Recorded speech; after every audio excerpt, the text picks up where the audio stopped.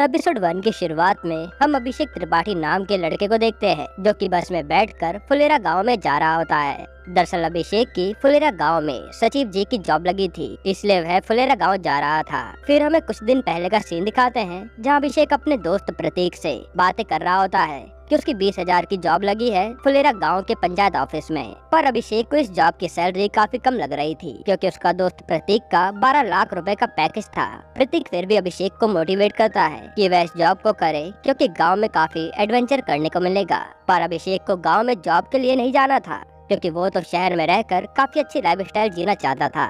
लेकिन अभिषेक इस उम्र में खाली भी नहीं बैठ सकता था, तो वह इस पंचायत सेक्रेटरी की जॉब के लिए मान जाता है। अब हमें प्रेजेंट टाइम का सीन दिखाते हैं जहां अभिषेक बस से उतरता है और अपनी बाइक निकालकर फुलेरा गांव के पंचायत ऑफिस की तरफ जाता है। उसके बाद हम देखते हैं कि गांव के उप प्रधान प्रहलाद पांडे और विकास जो पंचायत ऑफिस असिस्टेंट है, वो दोनों सचिव अभिषेक का वेट कर रहे होते हैं। तब एकदम से अभिषेक अपनी बाइक से पंचायत ऑफिस पहुंचता है जहां प्रहलाद और विकास अपना परिचय देकर सचिव जी का वेलकम करते हैं और कहते हैं कि उनके लिए अंदर रहने की पूरी व्यवस्था कर दी है। सचिव जी तब पंचायत ऑफिस में ताला लगा देखकर ऑफिस खोलने के लिए कहते हैं। तब प्रहलाद कहता है कि चाबी तो प्रधान जी के पास है और वह जल्दी आते होंगे। तब प्रहलाद और विकास अभिषेक को बताते हैं कि गांव के असली प्रधान तो मंजू देवी हैं, पर उनके पति ब्रजभूषण दुबे जी पंचायत ऑफिस संभालते हैं, इसलिए सब लोग उन्हें प्रधान कहते हैं। इसके बाद प्रधान जी अब खेतों से लोटा लेकर आते हैं और हैंडपंप में अपना हाथ धोकर सचिव जी से बातें करते हैं। फिर जैसे प्रधान जी ऑफिस की चाबी निकालते हैं तो जेब में चाबी नहीं होती, मतलब कि प्रधान जी ने सोच करते हुए चाबी कहीं गिरा दी। तब सचिव जी प्रधान जी के साथ खेतों में चाबी ढूंढने जाते हैं और रास्ते में सचिव जी को गाँव के बारे में बताते हैं। अब प्रधान जी खेतों में सोच की जगह पर चाबी ढूंढते हैं पर उनको चाबी कहीं भी नहीं मिलती। जिसके बाद सब लोग पंचायत ऑफिस वापस आते हैं तो सचिव जी कहते हैं कि पंचायत गेट के ताले को तोड़ देते हैं, पर प्रधान जी नहीं मानते क्योंकि वह ताला प्रधान जी की वाइफ के मायके से आया था, तो वह उसको तोड़ना नहीं चाहते थे, नहीं तो उनकी वाइफ गुस्सा करेगी। प्रधान जी विकास को कहकर चाबी वाले को लाने के लिए कहते हैं, मगर विकास कहता है कि चाबी वाला यहाँ से 15 किलोमीटर दूर है। तो प्रधान जी कहते हैं कि सचिव जी की बाइक ले जाओ। अब विकास सचिव जी की बाइक ले जाता है और सचिव जी अपनी बाइक को देखकर काफी डर रहे होते हैं कि कहीं विकास इसे ठोक ना दे। तभी प्रधान जी की वाइफ मंजू देवी उनको फोन करके घर बुलाती है क्योंकि उनको चाबी के खोने का पता चल गया था, मतलब अब प्रधान जी को डांट पड़ने वाली है। अगले सीन में हमें मंजू देवी को दिखाते हैं जो गांव के असली प्रधान है। वह प्रधान जी के घर आते ही उन पर बरस पड़ती है कि उन्होंने चाबी कहाँ खो दी। तो प्रधान जी अपनी वाइफ मंजू देवी को कहते हैं कि नए सचिव जी आए हैं, अगर वह सचिव जी को खाने पर बुलाएं तो उनका मिलना जुलना हो जाएगा, पर मंजू देवी मना कर देती है। यहाँ सचिव जी अब एक दुकान पर बिस्किट लेने जाते हैं और सचिव जी जिसके पास भी जा रहे थे वह पूछे जा रहा था कि आप कौन हो और क्या करने आए हो, और सचिव जी लाइन से सबको बताते रहते हैं कि वह पंचायत ऑफिस का नया सचिव है, जिससे वह थोड़ा फ्रस्ट्रेट हो गए थे। इसके बाद विकास अब सचिव जी की बाइक लेकर आता है तो बाइक का इंडिकेटर टूटा हुआ था। ये देखकर सचिव जी को बहुत गुस्सा आता है। फिर विकास बताता है कि चाबी बनाने वाले की बीवी का बच्चा होने वाला है, तो मिस्त्री को रास्ते में कॉल आया और वह चला गया। तभी रास्ते में उनकी बाइक एक भैंस से टकरा गई और इंडिकेटर टूट गया। सचिव जी अब विकास को गुस्से में कहते हैं कि प्रधान जी को कहो कि ये ताला तोड़ना ही पड़ेगा, और विकास प्रधान जी को फोन करके बोल देता है। जिसके बाद प्रधान जी उनकी वाइफ को ताला तोड़ने के लिए मनाते हैं कि अगर पंचायत ऑफिस नहीं खुला तो सचिव जी को उनके घर पर आकर रहना पड़ेगा। तब मंजू देवी सोचती है कि उनके घर में उनकी जवान बेटी है, इसलिए वे प्रधान जी को ताला तोड़ने की अनुमति दे देती है और ये भी बोलती है कि सचिव जी को रात में खाने पर बुला लो। रात को अब सचिव जी प्रधान जी के यहाँ खाने पर जाते हैं जहाँ प्रधान जी और सचिव जी खाना खाते हैं। तब मंजू देवी काफी चिड़ी हुई लग रही थी। थोड़ी देर बाद विकास का फोन आता है कि ताला टूट गया। फिर जैसे सचिव जी और प्रधान जी पंचायत ऑफिस पहुँचते हैं तो देखते कि ताला तो नहीं टूटा था पर पूरा गेट ही टूट गया था। फिर अभिषेक अंदर जाता है तो देखता है कि पंचायत ऑफिस तो पूरा गंदा पड़ा है और सारी चीजें इधर उधर पड़ी थी, जिसे देखकर सचिव जी थोड़ा उदास हो जाते हैं। इसके बाद विकास और प्रधान जी अपने अपने घर चले जाते हैं और सचिव जी उदास बैठकर अपने दोस्त प्रतीक को फोन करके कहते हैं कि वह वहाँ नहीं रह पाएगा। तब प्रतीक अभिषेक को बोलता है कि अगर उसको अच्छी जॉब चाहिए तो कैट एग्जाम निकालना होगा, तभी वह वहाँ से निकल पाएगा और सचिव की जॉब उसका इंटरव्यू में काफी फायदा देगी। ये सुनकर अभिषेक अपना मन बना लेता है कि वह कैट की तैयारी शुरू करेगा और हर रोज काम के बाद पढ़ाई करके कैट निकालकर अच्छी जॉब लेगा। फिर सचिव जी अपने दोस्त प्रतीक से कैट एग्जाम की तैयारी के लिए बुक्स मंगवाता है और एपिसोड 1 यहीं पर खत्म होता है। एपिसोड 2 की शुरुआत में सचिव जी फुलेरा गांव में थोड़ा सेटल हो गए थे। तब विकास सचिव जी के लिए टूथपेस्ट लेकर आता है और टेबल पर बैटरी की लाइट देखता है। फिर विकास कहता है कि आप पढ़ाई में काफी अच्छे हो, आगे जरूर बढ़ोगे। जिस पर अभिषेक गुस्से में कहता है कि रात को लाइट आएगी तभी तो वह पढ़ पाएगा। गांव में रात को लाइट नहीं आती और इमरजेंसी लाइट जलाने और बंद करने में ही उसका टाइम निकल जाता है, तो वह कैसे पढ़ पाएगा। तब विकास सचिव जी को बताता है कि आज की मीटिंग सोलर लाइट पर ही होने वाली है, जिससे सचिव जी के अंदर एक आस आती है कि अगर पंचायत ऑफिस में लाइट लग गई तो वे आराम से पढ़ पाएंगे। अगले सीन में पंचायत ऑफिस में सभी मेंबर की मीटिंग बुलाई जाती है, जहाँ सबको मिलकर फैसला करना था कि सरकार की ओर से आई 13 सोलर लाइट्स कहाँ लगेंगी। तब प्रधान जी कहते कि 10 सोलर लाइट तो हर वार्ड मेंबर के घर के बाहर लगेगी, और एक प्रधान जी के घर के बाहर और एक उप प्रधान के घर के बाहर। अब बची बस एक सोलर लाइट, जो कि उन सबको मिलकर उसकी लोकेशन डिसाइड करनी थी। विकास प्रधान को बोलता है कि सचिव जी के पास एक अच्छी जगह है। तब सचिव जी जैसे ही पंचायत ऑफिस का नाम लेने वाले थे, तभी एक मेंबर आकर बोलता है कि गांव के बाहर एक भूतिया पेड़ है, वहाँ लगाना कैसा रहेगा, जिसमें सारे मेंबर उसके लिए हाँ कर देते हैं और सचिव जी की लाइट के नीचे पड़ने की आस खत्म हो जाती है। प्रधान जी का प्लान ये था कि वे भूतिया पेड़ के पास लाइट लगवाएंगे तो उनके लोगों के सामने अच्छी छवि बनेगी और उनको अगले चुनाव में वोट भी मिलेंगे। जिसके बाद प्रधान सचिव जी को उनका फैसला सुनाकर कहते हैं कि इन जगहों पर लाइट लगवाने का काम शुरू करवाइए। सचिव जी को अब रात को पढ़ाई में काफी दिक्कत हो रही थी, क्योंकि उनको सारे काम खुद करने पड़ते थे और बैटरी की लाइट भी जल्दी खत्म हो जाती, जिस कारण वे पढ़ाई भी ढंग से नहीं कर पा रहे थे। अगले दिन सचिव जी विकास को कहते हैं कि उन्हें कैसे भी करके पंचायत ऑफिस में लाइट लगवानी ही होगी, क्योंकि सब लोग अपना अपना फायदा देख रहे हैं और मैं भी अपना फायदा देखूंगा। तब विकास सचिव जी को बताता है कि प्रधान जी इस लाइट की वजह से अगली बार वोट मांगेंगे। तो सचिव जी विकास से पूछते हैं कि पंचायत ऑफिस में लाइट लगवाने का कोई तो तरीका होगा। तो विकास बताता है कि अगर गांव के बाहर पेड़ से भूत भगा दिया जाए तो लोगों का डर खत्म हो जाएगा, तब लाइट यहाँ लग सकती है। ये सुनते सचिव के दिमाग में एक आइडिया आता है और रात को विकास और सचिव जी बाइक से भूतिया पेड़ के पास आते हैं और चेक करते हैं। तब सचिव जी को वहाँ पर कुछ भी डरावना नहीं लगता।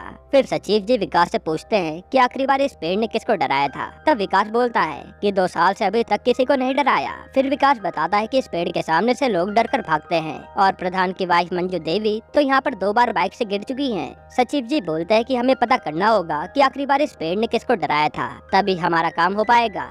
अगले दिन विकास और सचिव जी गांव के लोगों के घर घर जाकर पूछते हैं कि किसी को पेड़ ने डराया है क्या, पर सब ऐसे ही एक दूसरे का नाम लेते हैं और कुछ लोग तो सिर्फ छोटी छोटी बातें कहते हैं। फिर सचिव जी वहाँ के मास्टर जी के पास जाते हैं, जिनको सबसे पहले भूतिया पेड़ ने डराया था। मास्टर जी बड़े ही सीरियस तरीके से बताते हैं कि उन्होंने पेड़ को उनके पीछे भागते हुए देखा और वह बचकर भाग आए। तब सचिव जी को मास्टर की बातें काफी झूठी लगती है और सचिव जी आते हुए मास्टर जी को कहते हैं कि स्कूल कैसा चल रहा है। मास्टर जी कहते बहुत बढ़िया। तब सचिव जी कहते कि ये सब डीएम मैडम पूछ रही थी, क्योंकि वह उनसे मिलता रहता है। फिर सचिव जी ये भी कहते हैं कि वह डीएम मैडम को बताएगा कि विज्ञान के मास्टर को भूत दिख रहे हैं, जिससे मास्टर जी थोड़ा डर जाते हैं और सचिव जी वहाँ से चले जाते हैं। अब रात को मास्टर जी आकर सचिव जी को बताते हैं कि डीएम मैडम को कुछ न बताइएगा। दरअसल बात ऐसी है कि मास्टर जी ने उस रात चिलम मार ली थी, इसलिए उनको नशे में ऐसा लग रहा था कि पेड़ उनका पीछा कर रहा है और ये बात पूरे गाँव में फैल गयी, जिसकी वजह से सब लोग डरने लगे। अब अगले दिन मास्टर जी प्रधान जी के सामने सच कबूल कर लेते हैं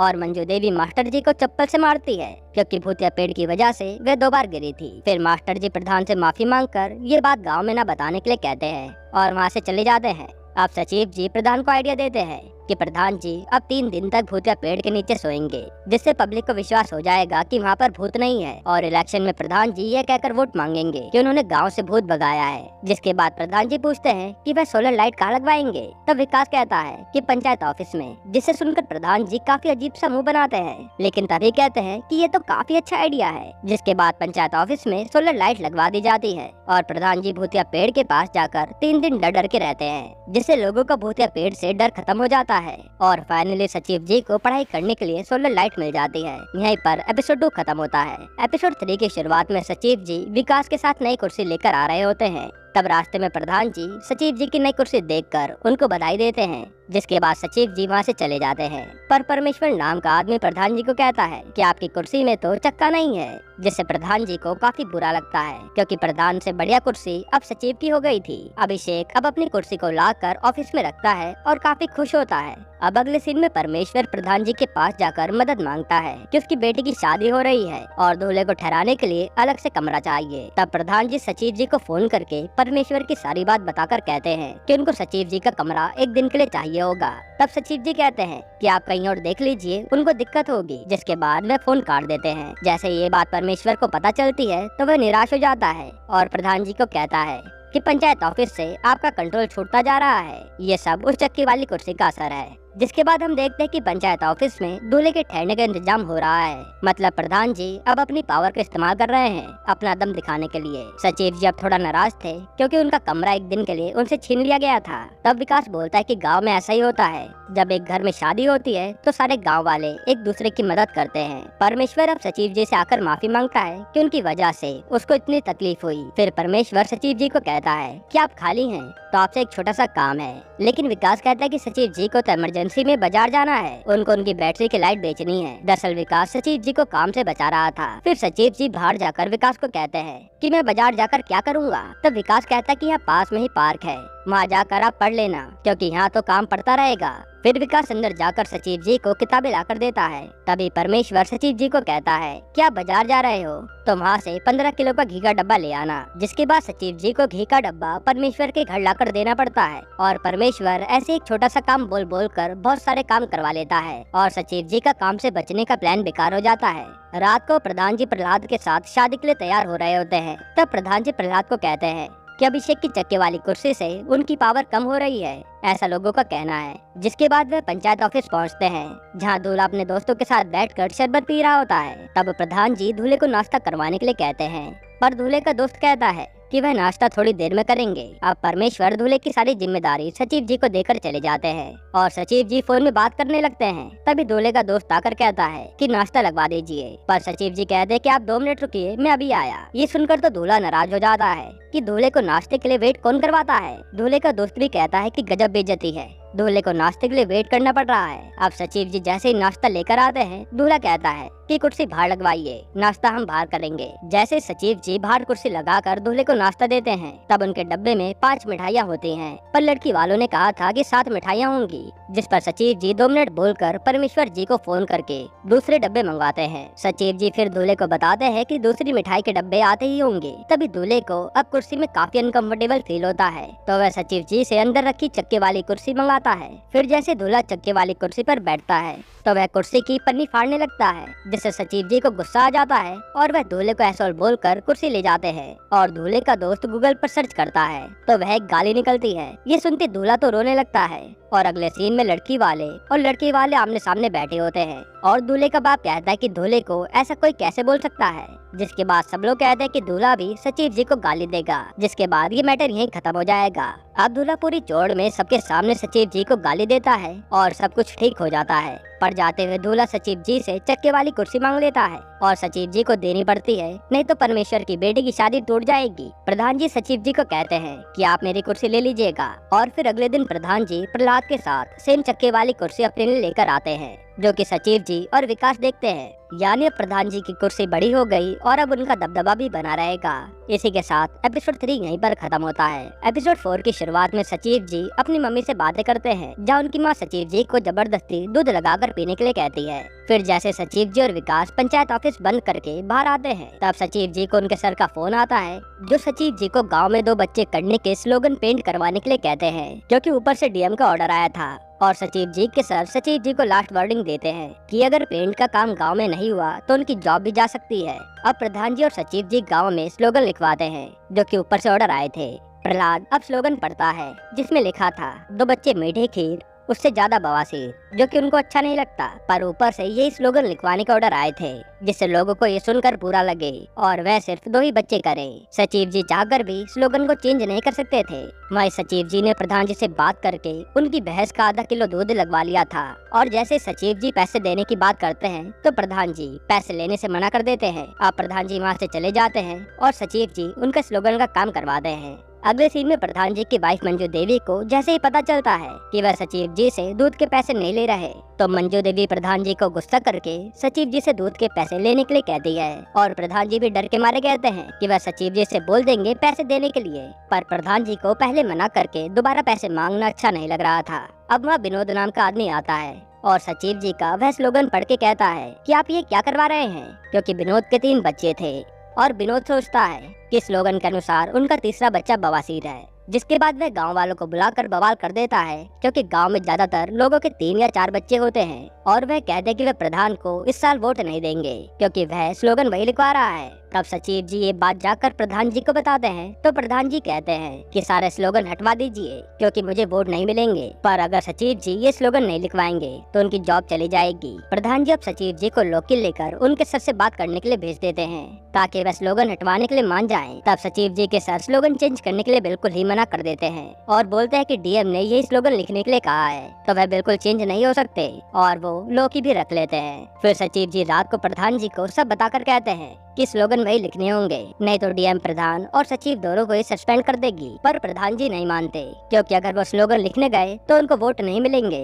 अब सचिव जी के जाने के बाद मंजू देवी प्रधान से कहती है कि सचिव जी से आप दूध के पैसे मांगोगे नहीं और जो बात सही है स्लोगन लिखवाने की वो करोगी भी नहीं ताकि लोगों को बुरा न लग जाए। ऐसा कब तक चलेगा?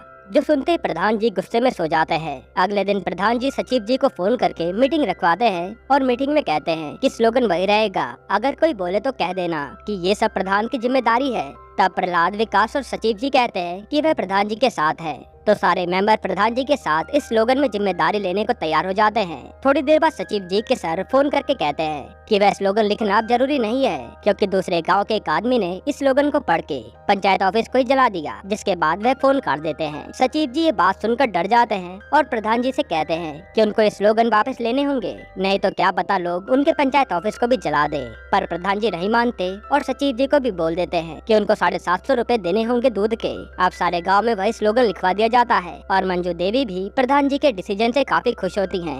वही सचिव जी भी दूध की फोटो उनकी मम्मी को भेजते हैं। यहीं पर एपिसोड 4 खत्म होता है।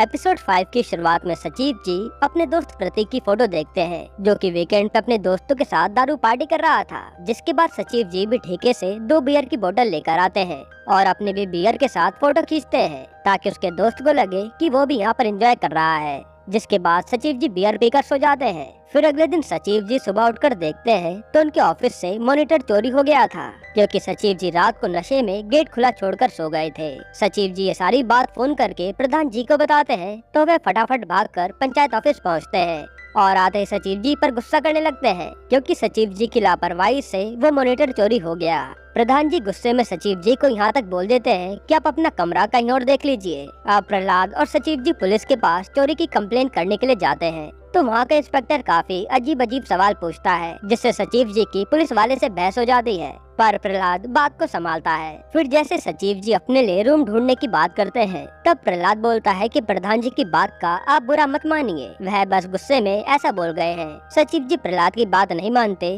तब प्रहलाद कहता है कि अभी महीने के बीच में आपको कहीं भी रूम नहीं मिलेगा, महीने के एंड में रूम ढूंढिएगा, तब तक शायद प्रधान जी भी मान जाए। फिर सचिव जी अब वापस पंचायत ऑफिस चले जाते हैं। इधर प्रधान के घर मंजू देवी प्रधान जी को बोलती है कि सचिव जी के साथ ऐसा मत करिए, आप भी तो नशे में ऐसे कांड कर ही देते हैं। पर प्रधान जी कहते हैं कि हमने जो सचिव जी से कहा वो एकदम सही कहा और तुम ज्यादा उनकी तरफ न बोलो। अगले सीन में पुलिस इंस्पेक्टर पंचायत ऑफिस में आकर इन्वेस्टिगेशन करता है और सचिव जी से कहता है कि आप 2 बोतल में ही टाइट हो गए, बड़ी कम कैपेसिटी आपकी। उसके बाद इंस्पेक्टर मॉनिटर रखने की जगह पर चेक करता है और आइडिया लगाता है कि चोर मॉनिटर कैसे लेकर भागा होगा। फिर इंस्पेक्टर सचिव जी के रूम में कैट की किताबें देखता है और पूछता है कि महीने में आप कितनी बियर पीते हो। तब सचिव जी बोलते हैं कि कल पहली बार पी थी। जिसके बाद पुलिस वाला प्रधान जी को बोलता है कि सचिव जी ने ही मॉनिटर चुराया है क्योंकि उनको पैसों की भूख है, इसलिए तो वह कैट की तैयारी कर रहे हैं ताकि वो ज्यादा पैसा कमा सके। अब प्रधान जी पुलिस इंस्पेक्टर के साथ पंचायत ऑफिस आते हैं जहाँ वे सचिव जी को बोलते हैं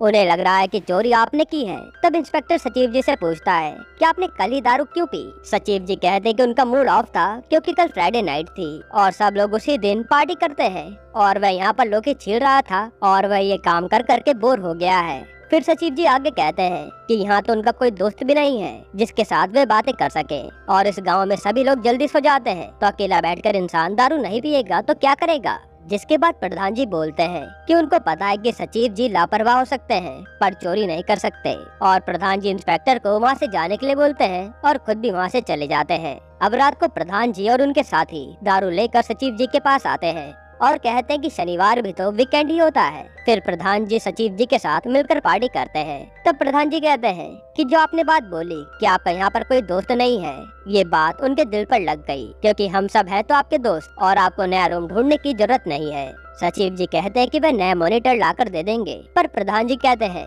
कि हम सब मिलकर पैसे मिलाएंगे और सब सही हो जाता है। साथ ही प्रधान जी बाकी सबके साथ हंसी मजाक करके सेल्फी भी लेते हैं। अब अगले दिन जब सचिव जी सुबह उठकर बाहर आते हैं तो वह देखते हैं कि मॉनिटर गेट के बाहर पड़ा है। दरअसल गांव का कोई आदमी टीवी समझकर मॉनिटर चुरा कर ले गया था। फिर जब उसे पता चला कि वह टीवी नहीं है तो वह सॉरी का लेटर लिखकर वापस रख गया। इसी के साथ एपिसोड 5 खत्म होता है। एपिसोड 6 की शुरुआत में सचिव जी बाजार जाकर अपनी पासपोर्ट साइज फोटो खिंचवाते हैं ताकि वह कैट के एग्जाम फॉर्म में उसे लगा सके। तभी बाहर से लड़ने की आवाज आती है। दरअसल सचिव जी की बाइक पर कोई बबलू नाम का आदमी बैठ रहा था, तो विकास की उससे बहस हो गई थी और सचिव जी भी बबलू से लड़ने लगते हैं। फिर बबलू अपने साथी को फोन करके आने के लिए कहता है ताकि वह सचिव जी और विकास को सबक सिखा सके। तब सचिव जी और विकास वहाँ से चले जाते हैं और बबलू जाते हुए सचिव जी को धमकाता है कि जब वह पासपोर्ट साइज फोटो लेने आएगा तो वह उनको नहीं छोड़ेगा।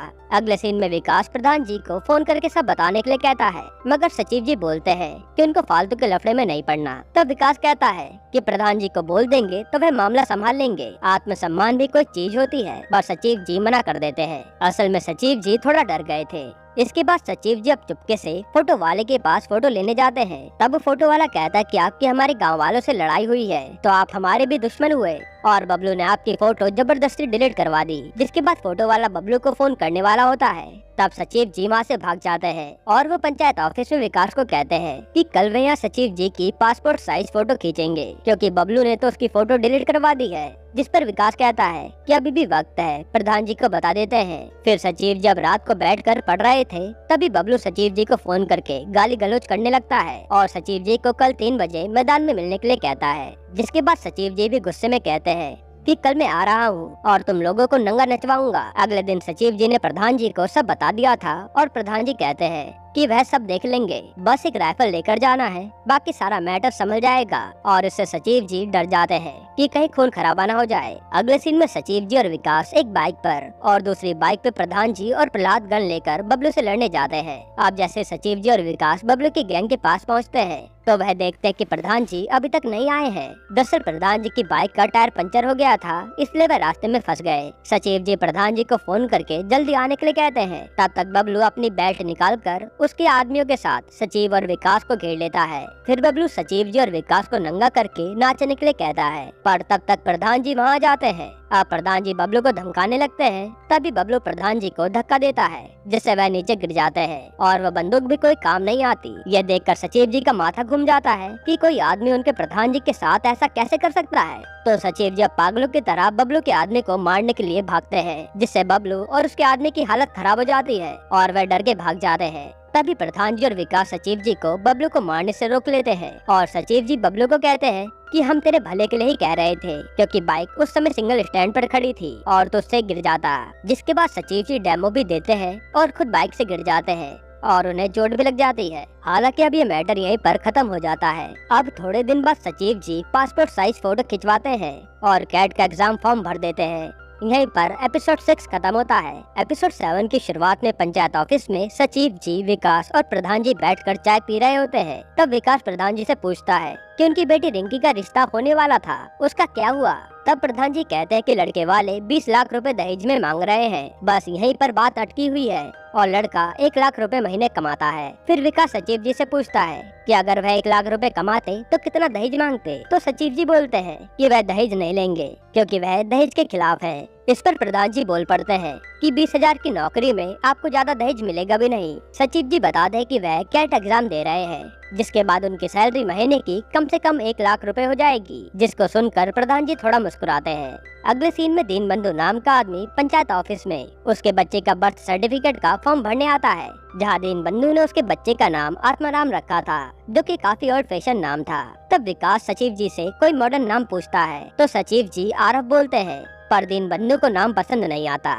फिर जब सचिव जी बताते हैं कि अक्षय कुमार के बेटे का नाम भी आरव है, ये सुनकर दीनबंधु काफी खुश हो जाता है और उसकी बीवी से बात करके उसके बेटे का नाम आरव रखने को कहता है। फिर दीनबंधु के जाने के बाद सचिव जी विकास को कहते हैं कि उन्हें इन सब मैटरों में नहीं फंसाया करे। इधर प्रधान जी अपने घर में मंजू देवी से पूछते हैं कि अगर कोई आदमी दहेज ना ले रहा हो तो वो आदमी कैसा होगा। मंजू देवी कहते कि उसमें जरूर कोई दिक्कत होगी। जिसके बाद प्रधान जी कहते हैं कि वह उनकी बेटी रिंकी की शादी सचिव जी से करने की सोच रहे हैं, क्योंकि वह एक तो सेम कास्ट के हैं और सचिव जी दहेज लोभी भी नहीं है। पर मंजू देवी को सचिव जी की सैलरी काफी कम लग रही थी। तब प्रधान जी मंजू देवी को बोलते हैं कि सचिव जी कैट की तैयारी कर रहे हैं, एक बार वह क्लियर कर लेंगे तो उनकी सैलरी कम से कम 1 लाख रुपए होगी, जिससे रिंकी भी उनके साथ खुश रहेगी। पर मंजू देवी को दूसरा लड़का सही लग रहा था, क्योंकि कैट एग्जाम निकालना काफी कठिन होता है, तो सचिव जी का चांस काफी कम था।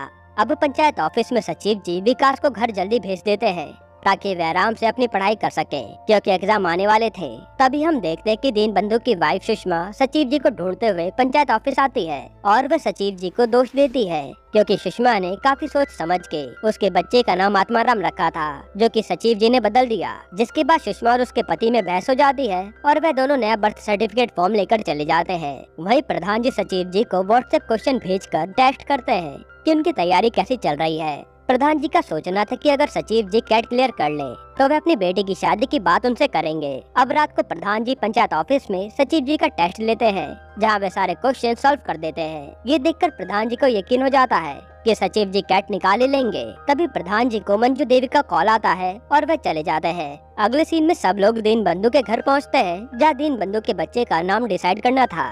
तब सचिव जी सलाह देते हैं कि बच्चे के सामने 2 उंगली रखो और दोनों में एक एक नाम रखना। बच्चे ने जो उंगली पकड़ी उसका नाम वही रख दो। ये बात सब मान लेते हैं। इधर प्रधान जी के दिमाग में उनकी बेटी के लिए सचिव जी का नाम घूम रहा था। वहीं मंजू देवी दहेज मांगने वाले लड़के से बात करने को सोच रही थी, क्योंकि उसकी सैलरी ज्यादा थी। अब एक तरफ दीनबंधु उंगली चूज करवाता है जहां उसके बच्चे का नाम आरव आता है, और इस तरफ प्रधान जी और मंजू देवी रिंकी से एक उंगली पकड़ने को कहते हैं, जहां वह सचिव जी की उंगली पकड़ती है। फिर कुछ दिनों बाद सचिव जी एग्जाम देकर आते हैं और चुपचाप रूम में चले जाते हैं, मतलब उनका एग्जाम खराब गया। इधर दीनबंधु के बच्चे का नाम बर्थ सर्टिफिकेट पर गलती से आवारा आ जाता है, जो कि विकास की गलती थी। यहीं पर एपिसोड 7 खत्म होता है। एपिसोड 8 की शुरुआत में सचिव जी काफी फ्रस्ट्रेटेड बैठे थे, क्योंकि उनका कैट का एग्जाम नहीं निकला और वे खुद को काफी भला बुरा कहते हैं। फिर थोड़ी देर बाद सचिव जी का गुस्सा शांत होता है और वे बाहर 26 जनवरी का बैनर लगवाते हैं। अब प्रधान जी आकर उनके 26 जनवरी का एक और बैनर पेड़ पर लगाने को बोलते हैं और मार्केट चले जाते हैं।